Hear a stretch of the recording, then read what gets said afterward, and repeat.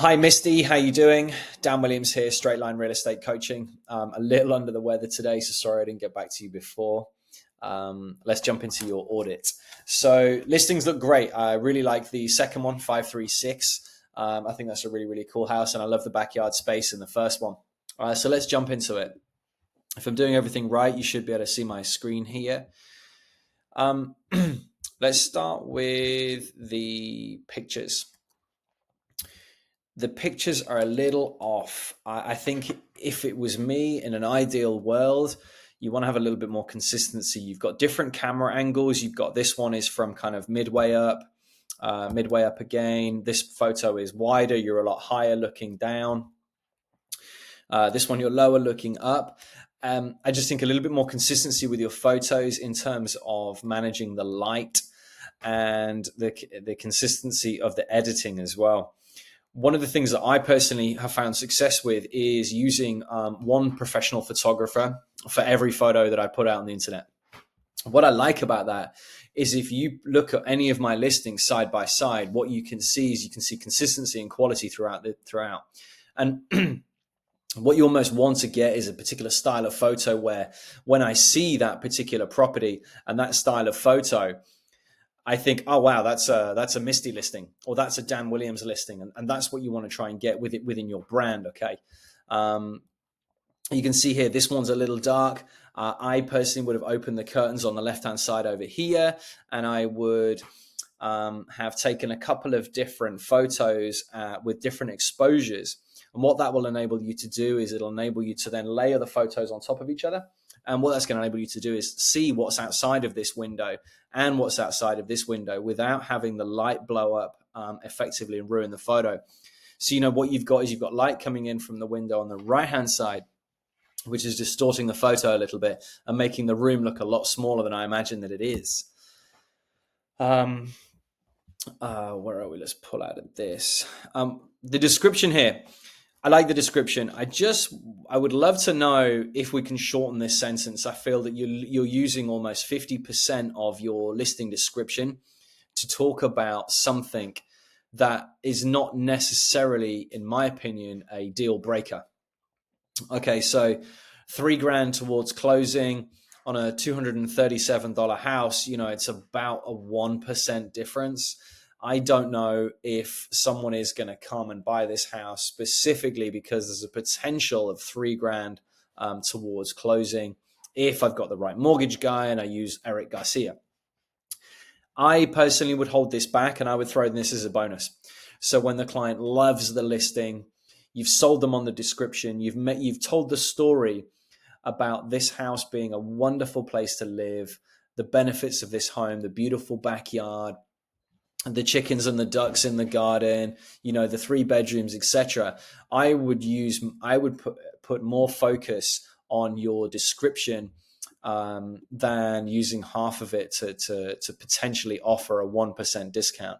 I would feel very confident as a buyer, particularly in today's market, that I can absolutely secure that 1% discount on my own through negotiation. I also want to ask as well if there is a reason why the description is shorter. I don't know if you're limited on characters. If you are, I understand. One thing that I always like to put in my descriptions is a call to action at the end. Contact me today, reach out today, call me today, click to find out more. Whatever your strapline is, try and get out a call to action to your clients. What that's going to do is that's going to push them to get on the phone and to, instead of saving the link or sharing it with the wife, that's going to make them go down and say, hey, I'm going to contact this agent. I want to talk to Misty Wood about 2083 Morris Campground because that's a property that I would like to buy. A couple of other notes. I don't know if you have a walkthrough video. I couldn't see anything on the MLS link. And I know that MLS is typically not the best way of marketing. They're typically a little bit more business focused, I suppose, and detail orientated than kind of making it fancy and jazzy. But I don't know if there's an opportunity to add a walkthrough video in here. Walkthrough videos are great for a few different reasons. First and foremost, for me, is it gets your face out there, and that's going to enable you to build trust with your client base. By building trust with your client base, you're going to be able to find clients gravitating towards you a little bit easier. The other side of it as well is that, if a photo is worth 1,000 words, how many photos is a video worth? You really can see the size of the property. You can see the flow of the property. A lot of people do a walkthrough video where they hold the phone.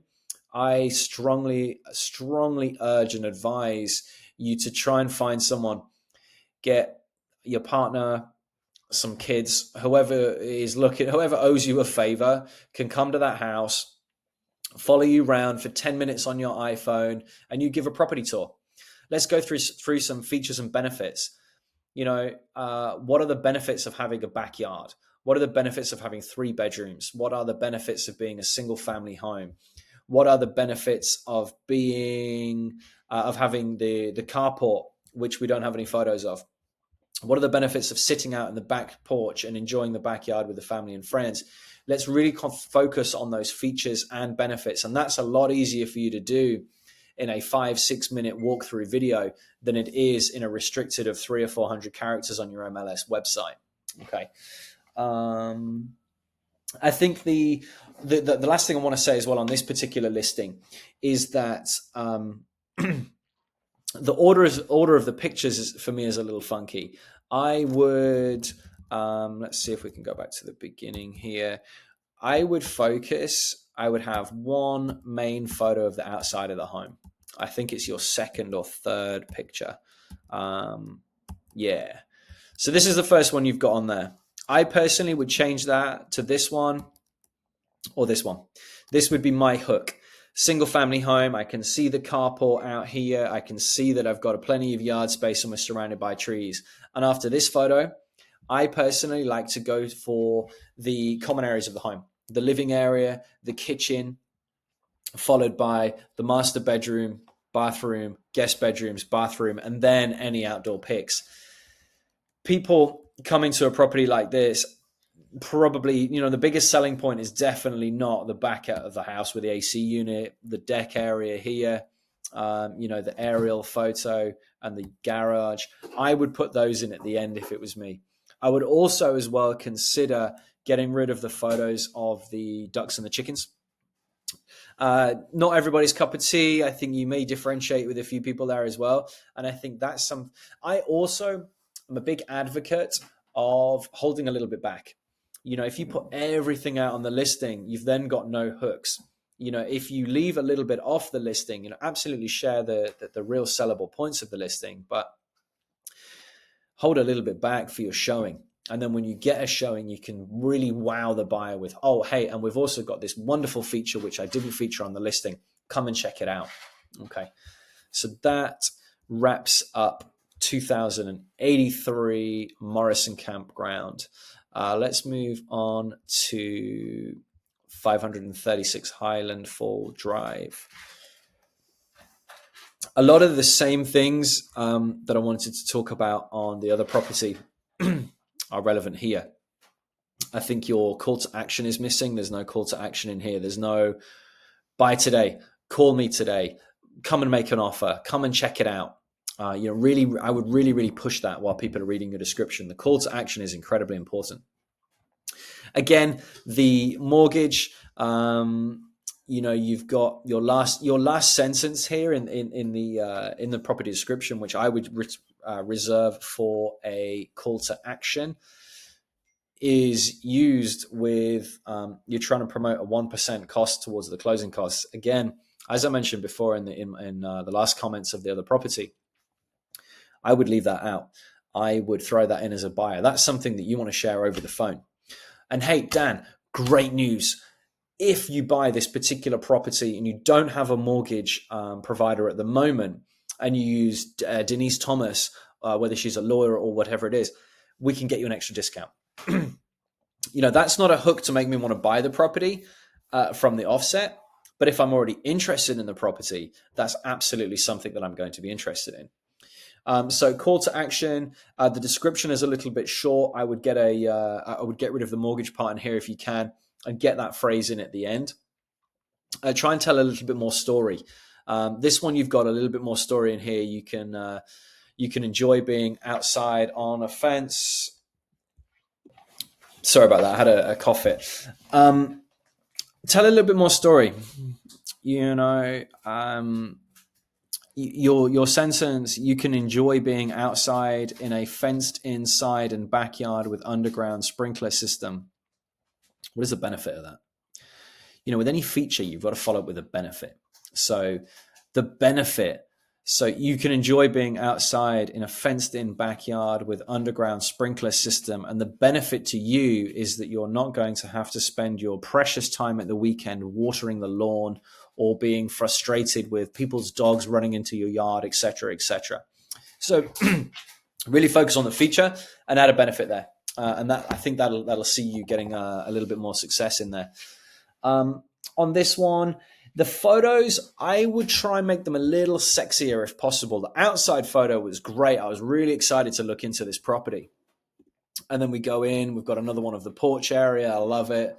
Coming into the main areas of the house, as we spoke about with the other property. This is how I do it with my listings. I go outside, one shot, then straight into the common areas, typically a kitchen, to the dining living area, and then to the master bedrooms, which I think you've done on this property. Again, with the photos, lighting is your biggest enemy here. The photo that we're looking at right now, number 5, has a number of different shadows in it. There's a lot of light being cast in from the windows out there. It doesn't look great. And I've got some ideas for you on professional photographers that we'll talk about when we get into a conversation on Facebook. The photo here with the kitchen again looks great, but that light here is kind of blowing this up. I'm a real estate agent. I've been in a ton of houses. I know that this is just light coming across here. As a buyer, buyers typically can't see the woods for the trees. And, in this particular instance, they might think that is a hole in the counter. Is it a change of color? What is that particular strip of light coming through? So I think make them a little sexier if possible. This is a great example. You've got a photo here. I would remove this. Of the 22 photos that we've got of this particular property, you've got 3 of the outside area at the back of the house. You've got 2 of the garage and 1 of the closet, which means, really, you're almost 30% of your photos are wasted on non-sellable parts of the home. So I would put a little bit more focus into there, get some more shots of the bedrooms, get another shot of the kitchen, and maybe a drone shot or an aerial shot or something like that. Same here with a walkthrough video as well. I think a walkthrough video would make this property come to life a lot more because it does feel a little bit lifeless given that it's unfurnished and the photos are unfurnished as well. I don't know if it's possible, if you've thought about it. I appreciate it's a relatively low price listing. So I'm sure you probably don't have as much marketing budget as if it was a $2 or $3 million property. But I don't know if there's any options for staging or virtual staging in there, or even some Photoshop staging. I would give those a little bit of a consideration. So yeah, here are my thoughts on the 2 listings that you've got. Congratulations for getting them signed. I think you are a few tweaks away from having some really great success. So I hope you find some of this useful. What I would love, Misty, if possible, if I can ask a favor, would be some absolutely honest, no bullshit feedback on what I've provided for you today. That would be really, really helpful to me and my business moving forward. Thank you so much. All the best. Bye-bye.